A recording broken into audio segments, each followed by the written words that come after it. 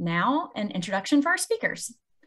Mary Clare, proud member of the Davidson class of 1997, studied political science at Davidson, including many classes with Dr. Roberts. An editor of the Davidsonian while at Davidson, she moved to Washington after graduation and started a career in journalism. Mary Clare has been covering Capitol Hill for almost 2 decades as a reporter for the Associated Press, and before that, as a reporter for Congressional Quarterly. She is covering the House committee that is investigating the January 6th insurrection and was in the building when all of the chaos took place. She wrote a firsthand account of the day for the AP Wire and has reported extensively on the aftermath of the attack and its effect on Congress. As a member of AP's Capitol Hill team, she has also covered the last 5 Supreme Court nominations, including Ketanji Brown Jackson's recent Senate confirmation. Dr. Susan Roberts teaches courses in Congress, the presidency, parties and interest groups, campaign strategy, and public policy. Her research includes work on activism on reproductive policy, interest groups, political capital, and hashtag politics and more. She is an experienced commentator on radio and TV, appearing frequently on WFAE Charlotte Public Radio, WUNC NC Public Radio, NPR, Spectrum TV, WSOC, WCNC, BBC, and Fox 46. She has published op-eds in the Washington Post and has been quoted in the Charlotte Observer, the Charlotte Post, CSM, NPR, Reuters, and Politico, among others. In 2021, Dr. Roberts was the recipient of the Davidson's Hunter Hamilton Love of Teaching Award, the college's highest recognition of excellence in teaching. Dr. Roberts received her BA from Wake Forest University and her PhD MA from the University of Notre Dame. We are so fortunate to have both of these presenters here with us tonight, so let's get started.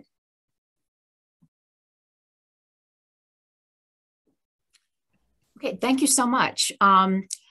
I'd like to begin, Mary Clare, with 2 kind of general questions. One that I think your classmates may be able to answer as well as you have, but could you reflect a little on your days at Davidson and then maybe let us know what a typical day for you is like, given there is a typical day for you? Yeah, well, first, thank you so much for having me. This is like so weird for me because I'm used to be the one asking the questions and not being questioned. So this is fun, and thank you. And just like thinking back to Davidson, I was trying to think about this, and one of my first like political memories at Davidson was in your class. I don't know, I haven't mentioned this to you, but I don't know if you remember this, but it was the 1994 midterm, and you told our class, I can't remember which class it was one of the just American politics classes, and you said that if the Republicans won the House in 1994, you would wear your bathrobe to class. Do you remember that? I don't think I ever did. I know. I was thinking, I don't actually remember you wearing it, but I remember you telling us that. So I was a poli-sci major, and I did Davidson in Washington. I was on the newspaper, so I did like a super predictable thing, and then went to Washington and became a reporter. And obviously that's like, was a very foundational for me. Davidson and Washington was cool because I kind of knew I wanted to be a reporter. So I decided to do like kind of see the other side of things. And I was a intern in 2 different congressional offices, which was really fun because that's like the only time I've obviously like worked in a congressional office. So I sort of like got to see behind the scenes a little bit. And I remember like the sort of fear when the reporter would come by, the local reporter. I worked for, I interned for Sue Myrick. I don't know if you remember her, but she was, of course you remember her, but she was a former Charlotte mayor who was a new congresswoman, with the like Republican Revolution coming in. And I remember Jim Morrill, who was the Charlotte Observer reporter, politics reporter, would like come by the office and everyone would be like all scared and tell us to be quiet and not say anything. And I was like, that's pretty cool. That's what I want to do. So yeah, that was a very like, cool experience. Then I just came to Washington and I worked for Congressional Quarterly for several years. And then I ended up at AP in 2005. So I've been there for 17 years now, which sounds really long. And I was a congressional correspondent for certain states. I was like a regional reporter for AP for a while. And then I covered food policy for a while, like the Michelle Obama Let's Move stuff, FDA, USDA for many years during the Obama administration. And then, but off and on, all of my jobs, I've covered the Hill. And then I sort of came full time to the Hill team in 2015.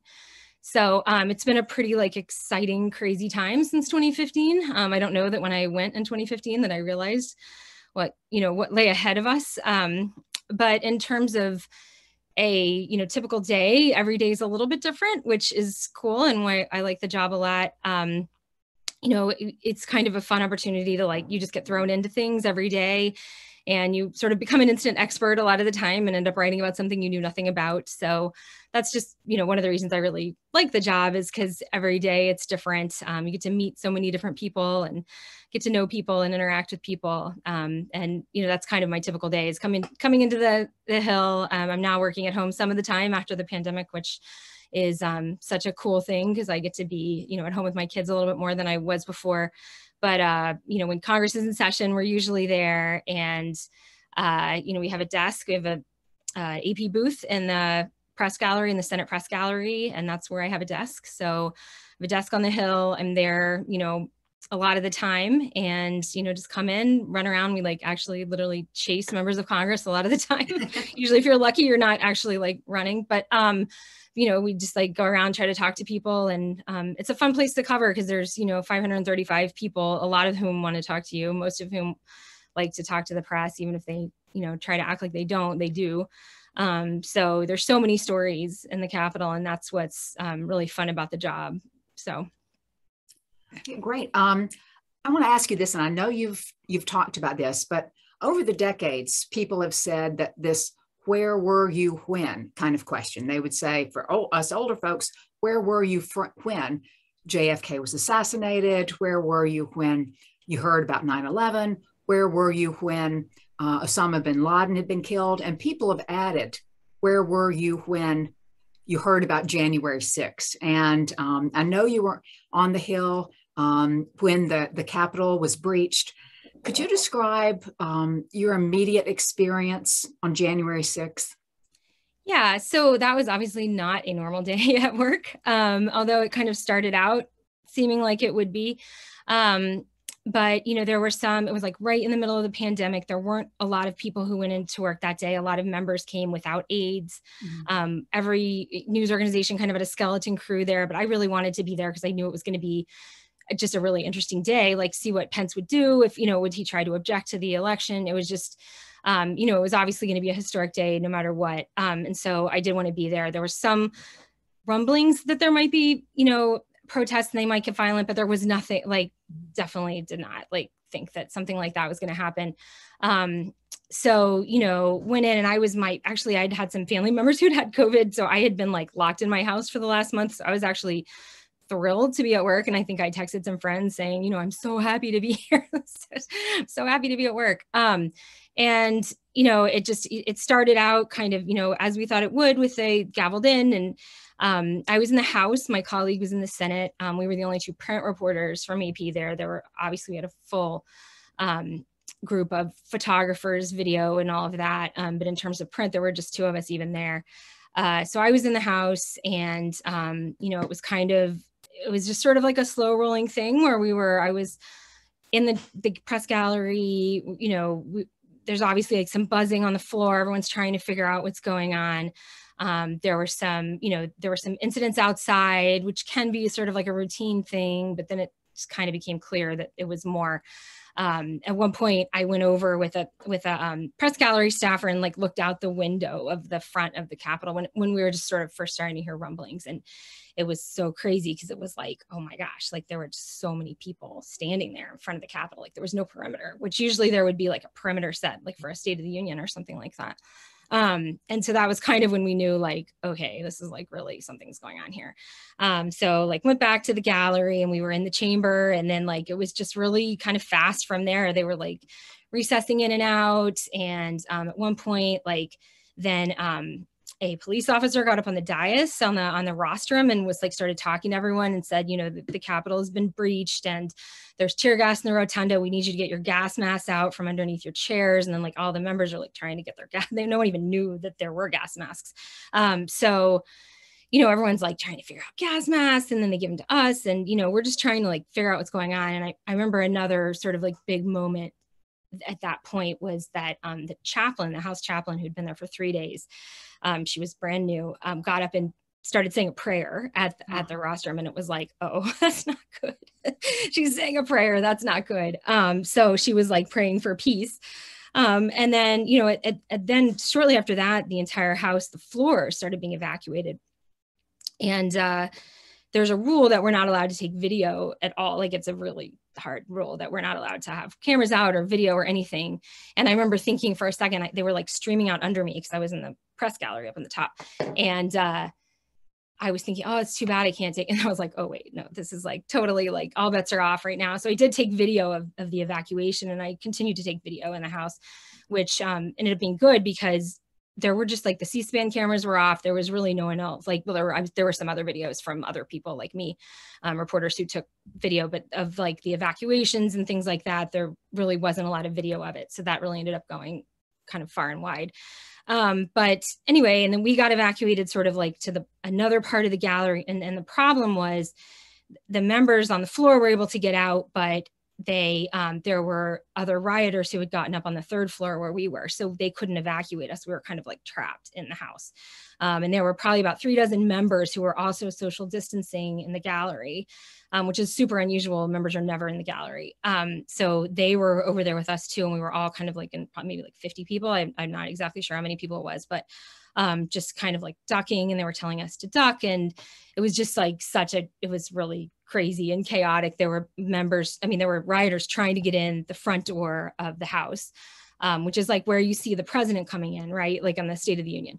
And they had broken glass in the door. They were beating on the door. There were like, police with their guns drawn. There were Republican congressmen actually at the door also, like trying to negotiate with them. And so, we knew they were trying to breach that entrance. What I didn't know at the time was they were also like right behind us in the gallery, like shaking on the doors. I did not know that for a little while, that they would even, that was happening, that they were trying to get in right there. And then sort of, as it all kind of like was escalating, then suddenly there was like a gunshot, and we heard the shot that killed Ashley Babbitt, who was the woman who was trying to get in to the chamber. And once that happened, it really did kind of like scatter everyone, and they got us out pretty quickly after that. So, I mean, it was just like, it was a wild experience. And it kind of all went really fast. And I spent a lot of the time just trying to take video of it, which I think kind of helped me through it, because I was really focused on like, what can I get, not really like thinking about what else was going on. But, then they evacuated us to like a, undisclosed location, which was just like in one of the house buildings. And, but it really was like sort of, it took a few days to process all of it. And we didn't know what was going on outside. I mean, that's, if we had been able to see what was going on outside, I think it would have been even scarier, a lot more scary in that moment, because we didn't know about all the violence. I didn't really even know what was going on outside for like a day, because I think that was true of a lot of people.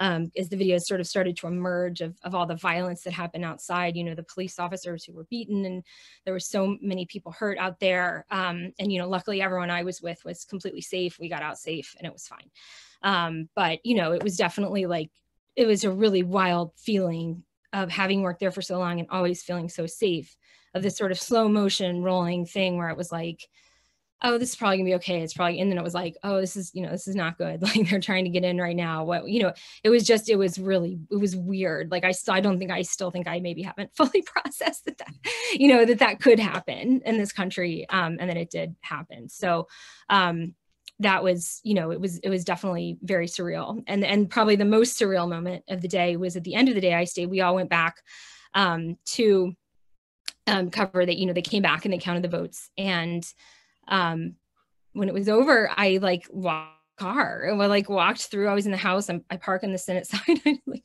walked through the Capitol. It was like completely empty. There's no one there. There were no police officers there or anything, because it was like the middle of the night. the floor was all sticky from the tear gas, but otherwise, like, you wouldn't have even known anything happened. Everything looked the same. It was completely empty. And I just like walked to my car and like got in my car and drove home.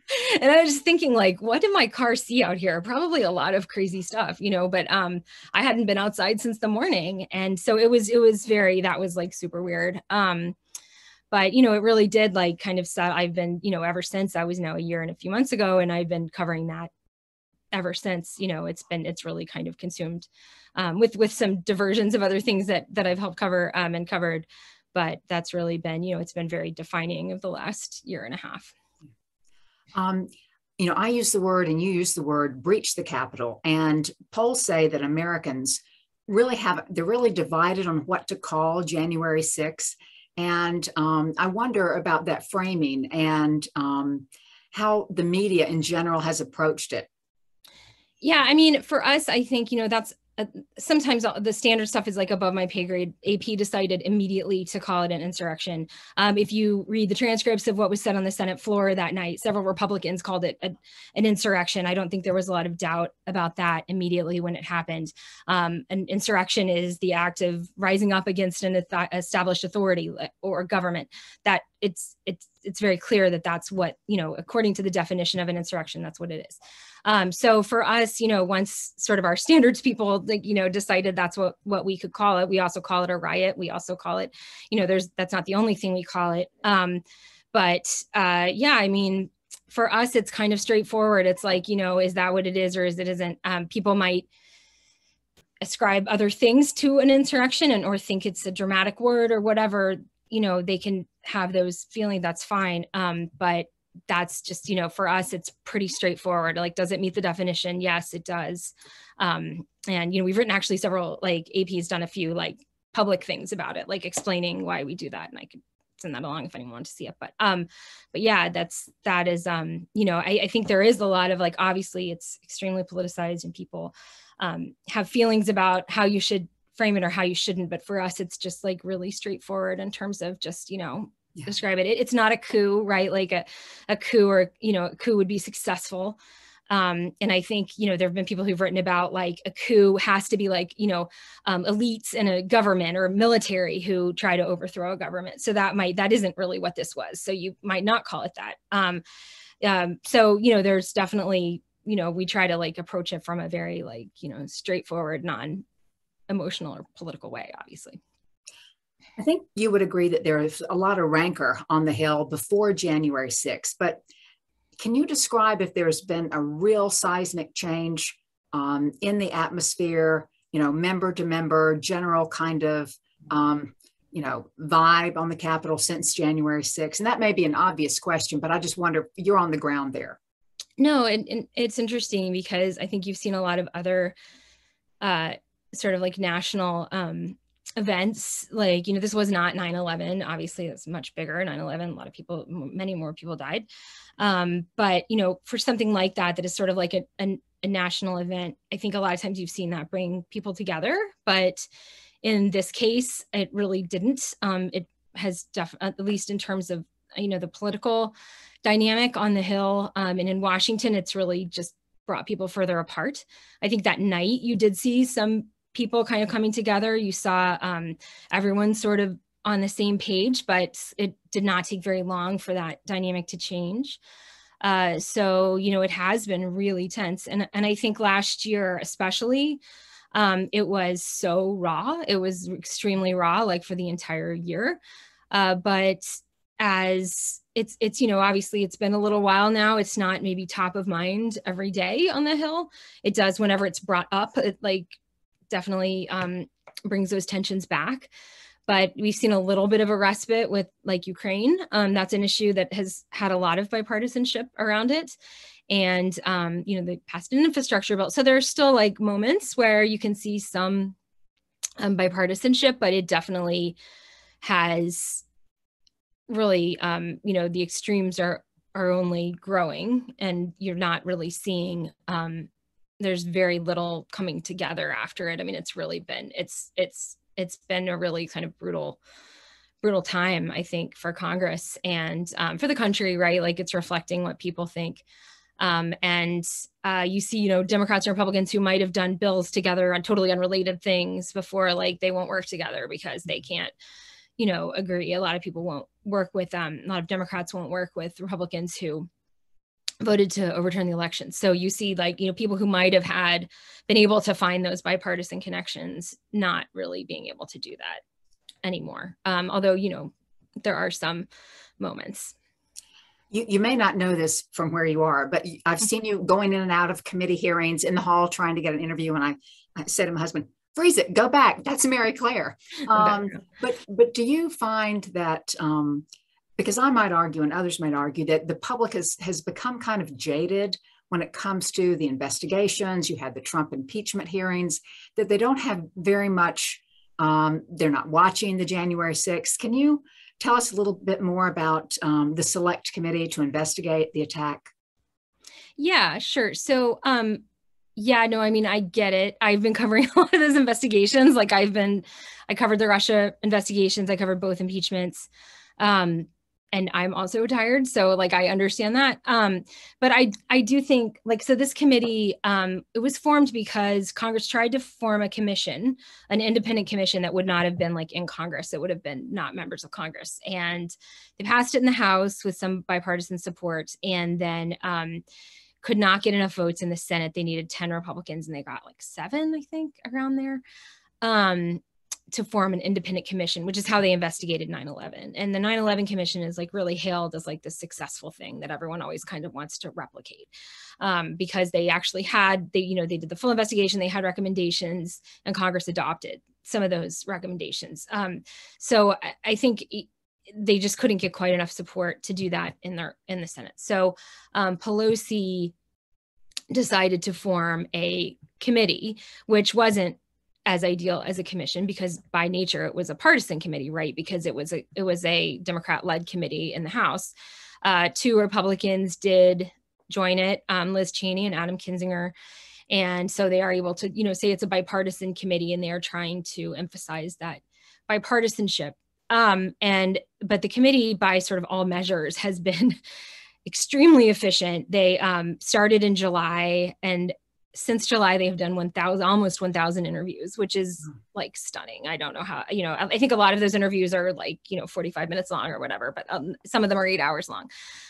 So they've really done like a lot of work, and we'll see what the hearings are like. They're going to be in June. They're going to have a series of hearings.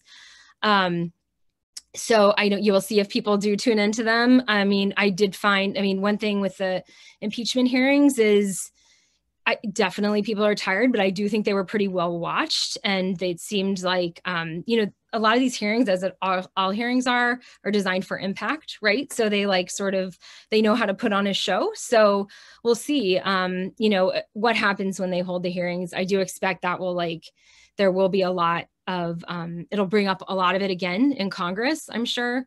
But yeah, what the American public, how interested they are, we'll see. And I think one of the things about the committee that people don't necessarily realize, because it's weird, is because you're used to the impeachment hearing or the Russia probes or all of that.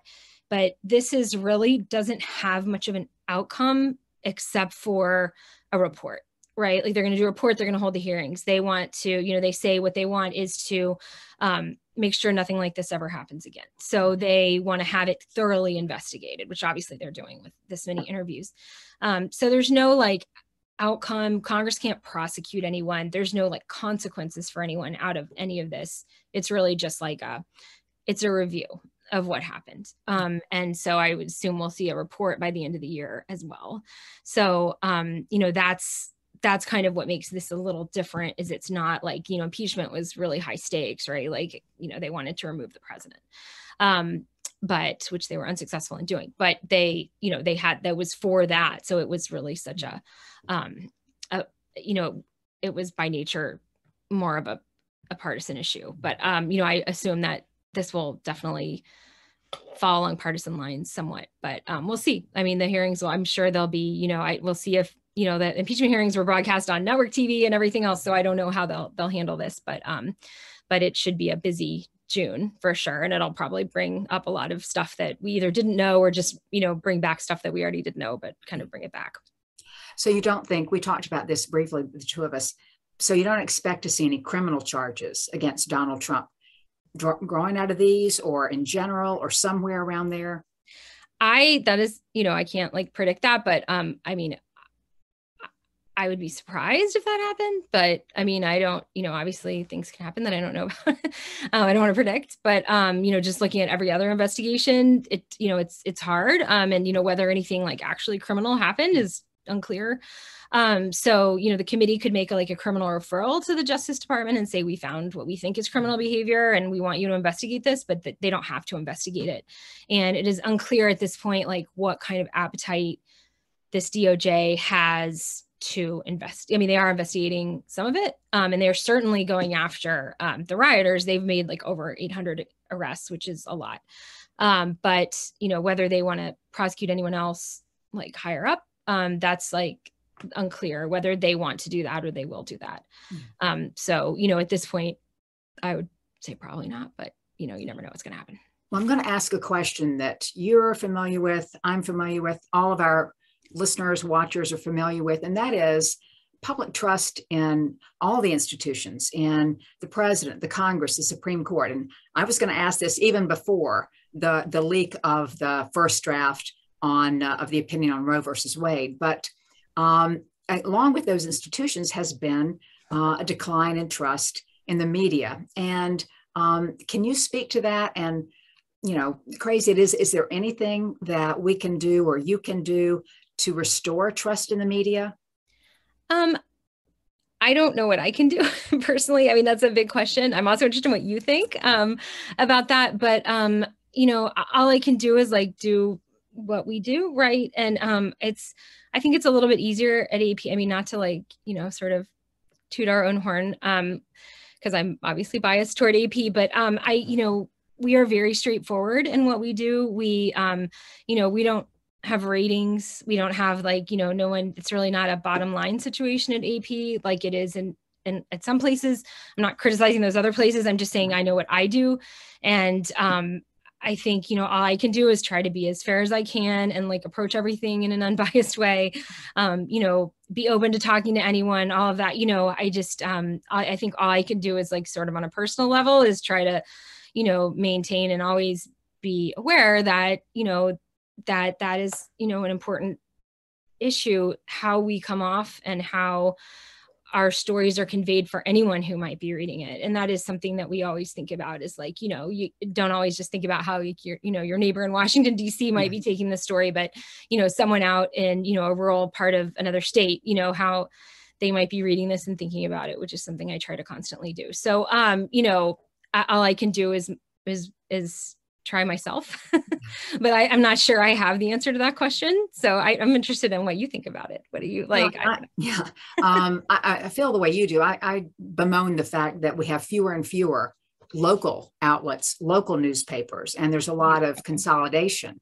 of news outlets around the country. And I think, people have monopolies on the news, and the Charlotte Observer, starts to shrink its political coverage. And I don't know myself. I just know that, the direction of the country, everything, it just looks like a very bad period. And so I was hoping you could give me some inspiration.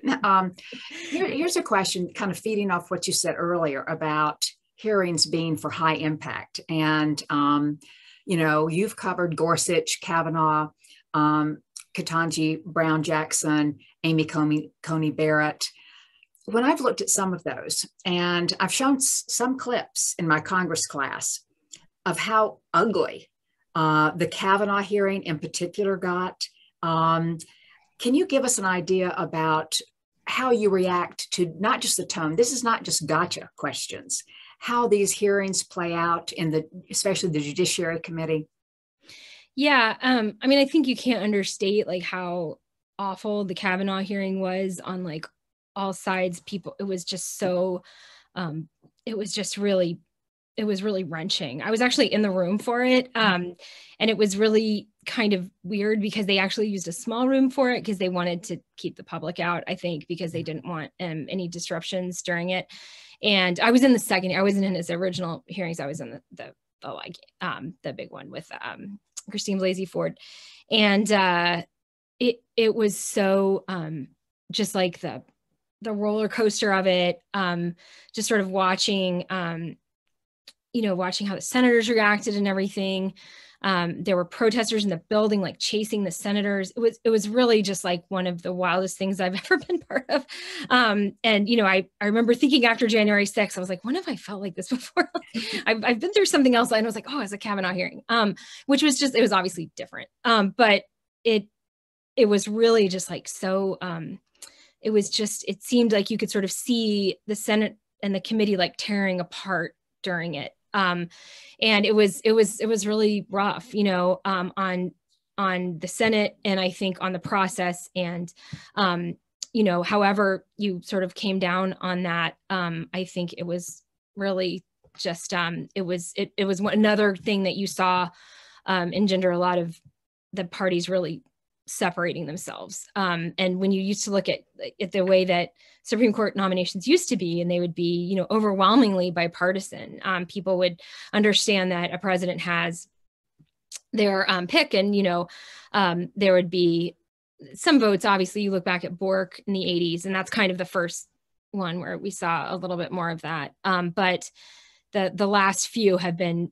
really brutal. And I think Biden really wanted to try to reset after that with Jackson. And he was like, he's a guy who really, he reached out. He's a former senator. He's someone who likes bipartisanship a lot. And they did get 3 Republicans to vote for her. But, the hearings were not like a bipartisan love fest, far from it. So, it's definitely, it's something that I'm not sure that can be repaired at this point, just because there has been, a lot of, just hard feelings through a lot of those. And it definitely is like more of a political exercise than it used to be. I think a lot of the questions you saw them ask Jackson, the Republicans asked Jackson, were, about her being soft on crime. And that's sort of like a campaign theme, right? So a lot of it wasn't as much about the, her actual record as, it was sort of like creating a whole political theme to it. So I think that, it was, the Coney Barrett and the Jackson hearings were definitely a lot smoother than the Kavanaugh hearing was. But I think that, it's probably here to stay in terms of the way that the Senate reviews Supreme Court nominations.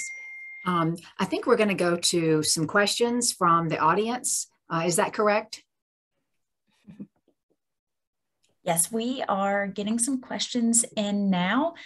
We may need another minute to get those going. Let's see. Mary Clare, do you ever cover like agriculture or any other hearings like that? I don't anymore. I used to. I kind of miss it. It was fun. I loved that. It was like, it was a simpler days back in covering, agriculture and FDA policy and, Let's Move, which was Michelle Obama's campaign. Yeah, it seems like it was fun covering more policy, but these days there's a lot more about investigations, and that's sort of become my thing in the last few years. So it's less policy oriented recently. Awesome. Okay, we have a few questions ready if you all are ready to move into that. So this question is from Walt Barron. Walt says, Mary Clare, it's Walt Barron. Thank you for speaking to us. How much has changed in DC since we worked at Congressional Quarterly, and how much has mostly stayed the same? I think a lot. Yeah, Walt and I worked at CQ and that was probably like the 90s. But yeah, a lot has changed. I think there used to just be a lot more, just simply, there used to be a lot more bipartisanship. People used to work together a lot more.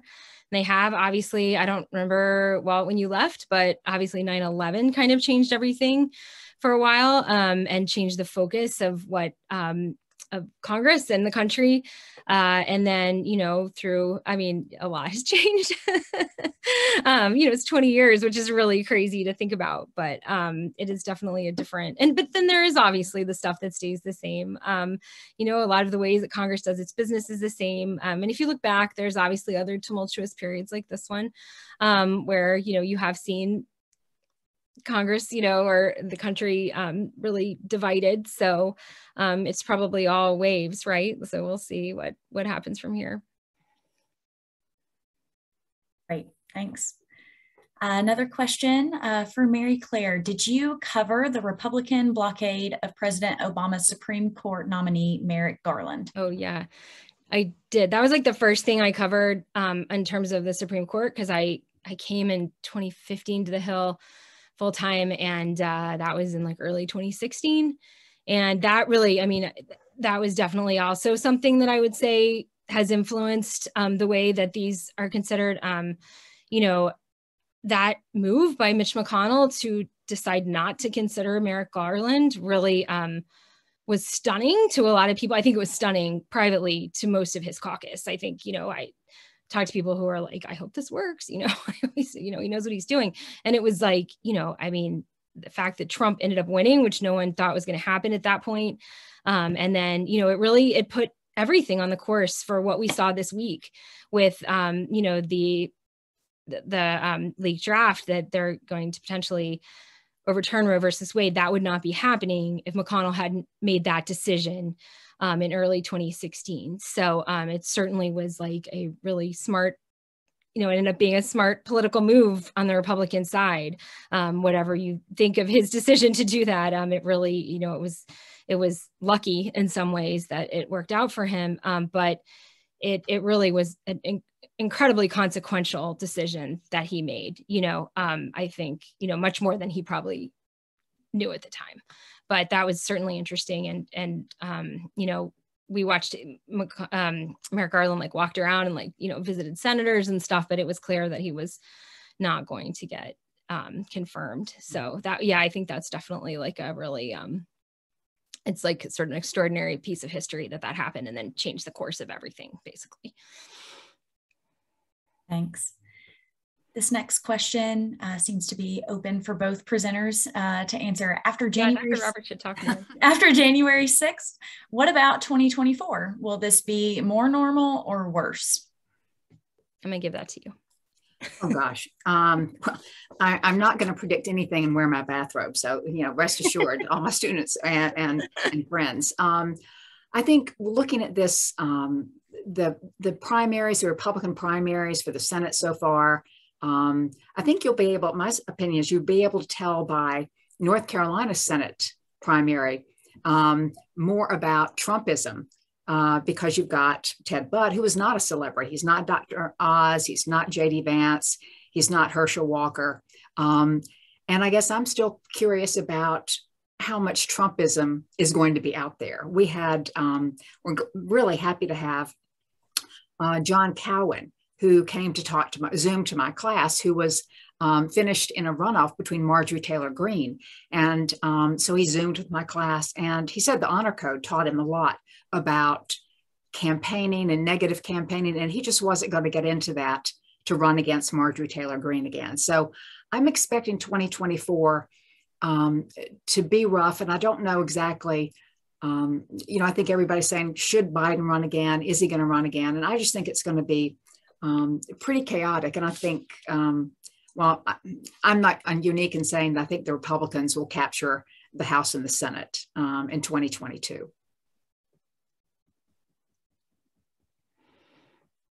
You're a reporter. Now you're supposed to say something. No, I agree. I mean, I think, yeah, I mean, I don't know about like, but yeah, it does look like things are going to, that the Republicans are very likely to capture the House and probably the Senate, but that's a little more up in the air.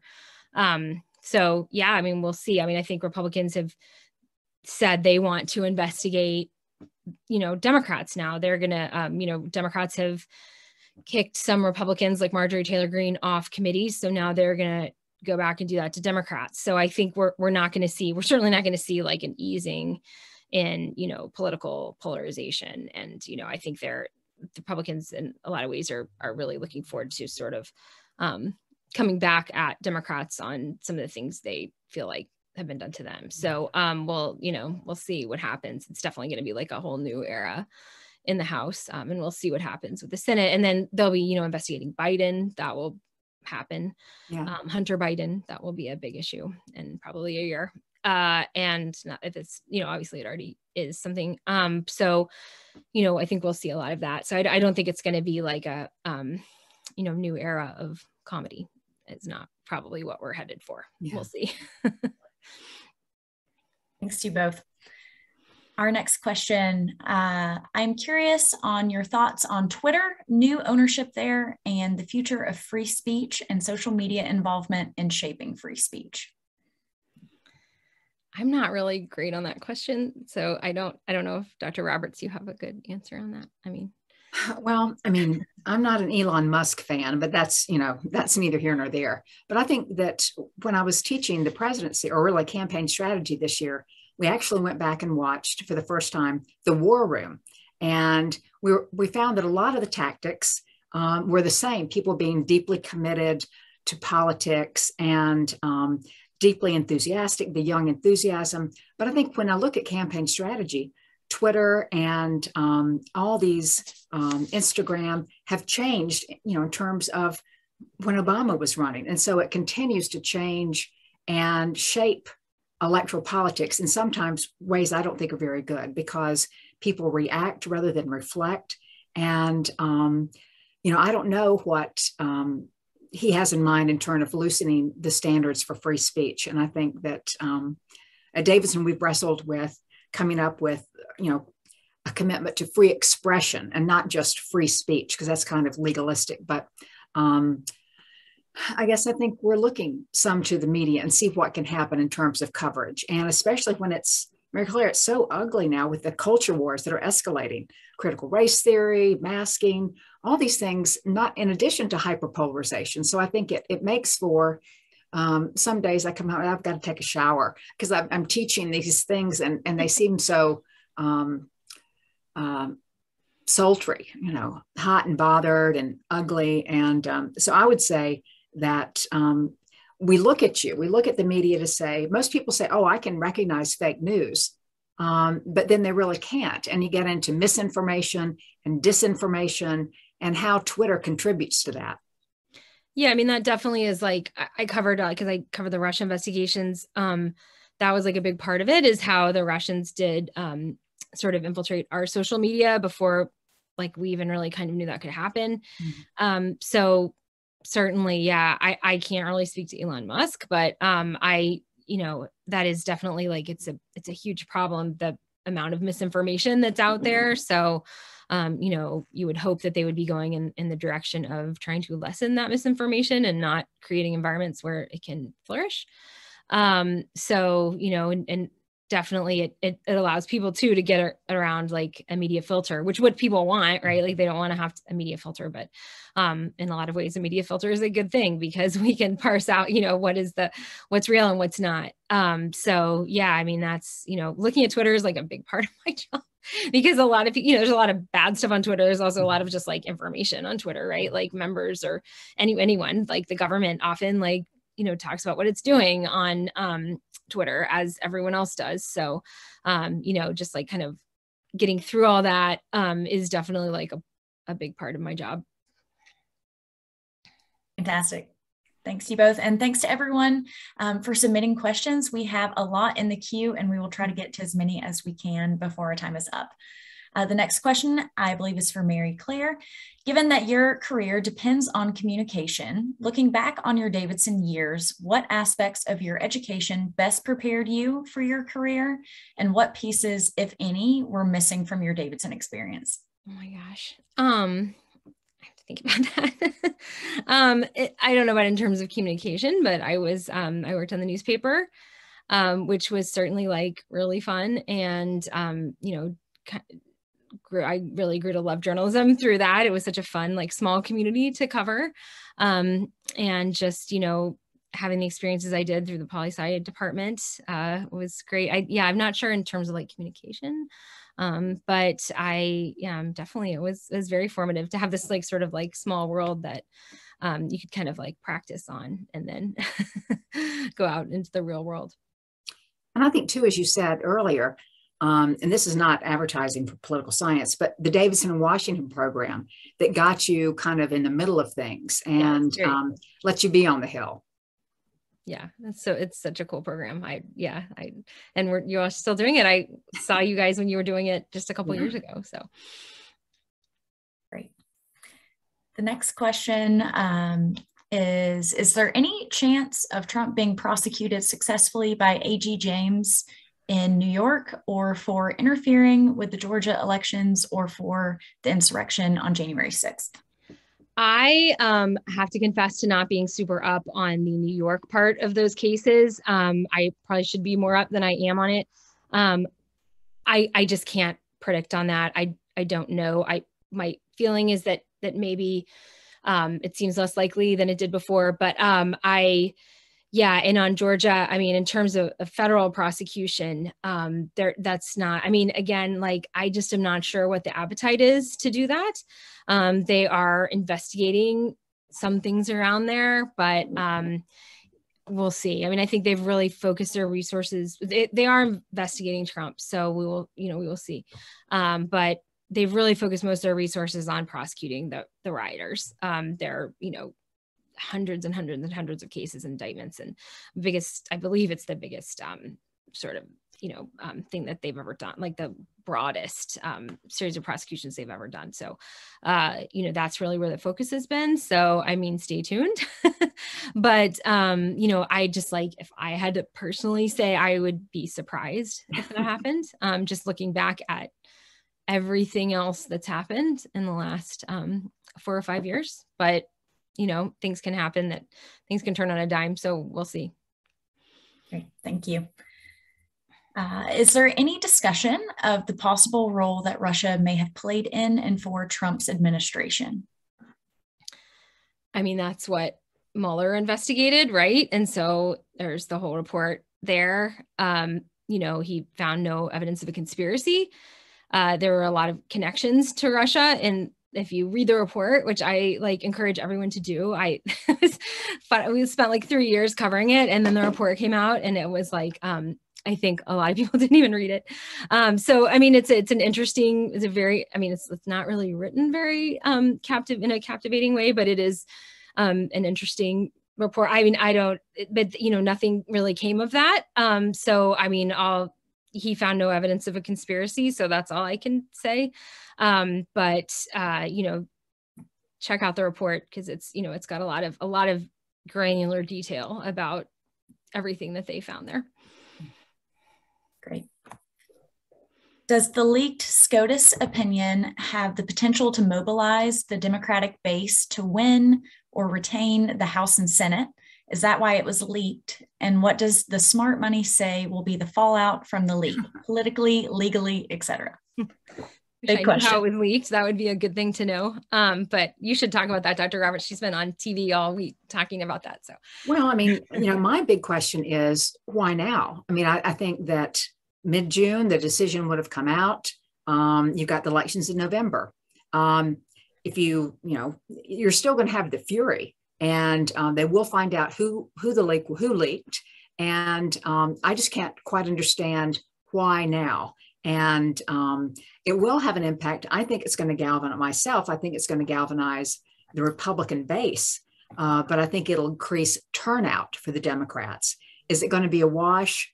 I'm not sure. I think I might put the edge to the Democrats, but you have to look at some of the constituency, some of the subgroups for the Democrats.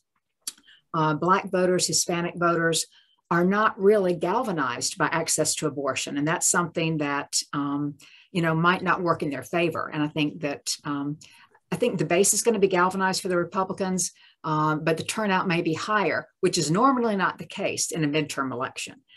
So it may be a wash, or it may be an edge to the Democrats.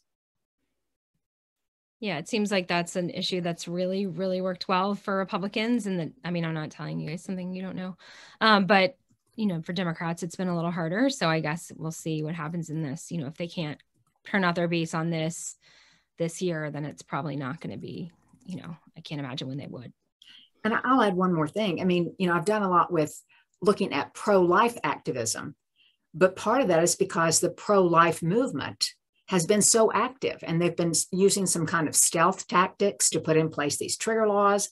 And I'm not saying that the pro-choice movement was asleep at the wheel, but the pro-life movement has been incrementally adding laws and, bells and whistles so that it's, more difficult to get access to an abortion, even if it's safe and legal. So it may turn out to be not so safe, not legal, and very unavailable. Thanks to you both. The next question is from Sarah Beth. Hi, Mary Clare. What has brought you joy and encouragement in this role at the AP? Have you seen things that bring you hope as we look forward? Oh, that's such a good question. Well, I don't know. I mean, I really I enjoy my job. I guess that's what gives me joy, is being able to work in such a cool place. The Capitol is totally beautiful and special. And, you know, I mean, that sounds so simple, but it's very cool. Like, I never walk through the rotunda that I don't like look up at the ceiling, because it's just, you know, it kind of still gives me chills to even like be there and have the privilege to be there. I have great coworkers, and, you know, it's been like quite a few years of having, you know, just the last few years of coverage. It's been a lot of drama. It's been a lot of, you know, everything that happened last year. We've really, you know, all kind of gotten through it together. I really like and enjoy my colleagues a lot. And I love the, you know, AP is like the right place for me. I really believe in it and think it's a good place. So those are all things that give me joy. Even if sometimes after a day of work, I have to, like, you know, listen to comedy podcasts on my way home or something. So I can just, like, you know, every time I'm taking a shower, it's more for me. It's just like, you know, kind of wash the heaviness off sometimes of whatever's going on. But in general, I really enjoy my job, and I feel really, really lucky to have it. And let me jump in. I think it's refreshing to see someone who loves the institution, and I think you do, of Congress, and gets inspired and is not cynical or sarcastic. Wow. I think that's the beauty. Somewhat cynical, but yeah, no, it is. It's fun to, yeah, the institution is, you know, it is. There's all, I guess, a lot of us nerds who, you know, sort of really enjoy, you know, knowing the history of it and all of that. But, you know, it is hard not to be cynical. I will say that, you know, definitely. I think it would be bad if we weren't cynical. Skeptical. You can be skeptical. Yeah. Skeptical. Sometimes cynical. But, you know, you have to have a heavy dose of that to sort of, like, you know, accurately assess. But yes, but right. That is, I definitely enjoy it. Great, thank you. I feel like that's a great question to end on, as I know we promised a couple of minutes to let you all give your final reflections. There are some really nice comments and some questions that we were not able to get to in the chat. We have talked to Mary Clare and Dr. Roberts ahead of time. We will share those with them, so hopefully they can connect with those folks and get those questions answered in some way. So I'll turn it back over to you all now for any final reflections that you have. I'll say one and then I'll give it to Mary Clare. Mary Clare represents why I love Davidson, and that is teaching students that are creative and inquisitive and kind. And, you know, you can come to my classroom anytime. We can Zoom anytime. You just come anytime. But you're the reason I like being at Davidson. Oh, that's so nice. And you too, back at you. No, I definitely think all of my, you know, many people I'm still in touch with from Davidson, I feel like all of us, most of us, do things that we love or like a lot. And I think that is really special about Davidson, is that, you know, definitely taught all of us to sort of pursue what you want to pursue and not just, you know, go out there. I'm certainly not, you know, didn't choose the most lucrative career. So, you know, that's okay too, but if that's what you want to do, you know, just follow what you want to do. And I think that's something that's really, you know, I'm not just saying that. I really have always thought about that about Davidson. Fantastic. Well, thanks to you both so much for your time and your insights. It was really a joy to listen to you two banter back and forth and reflect on old memories, and Mary Clare to hear your experience directly, and also you, Dr. Roberts. Thank you both for your time. I still see lots of kind comments coming in as we close out. Thanks to everyone who joined this evening. We hope you enjoyed, and I hope everyone has a great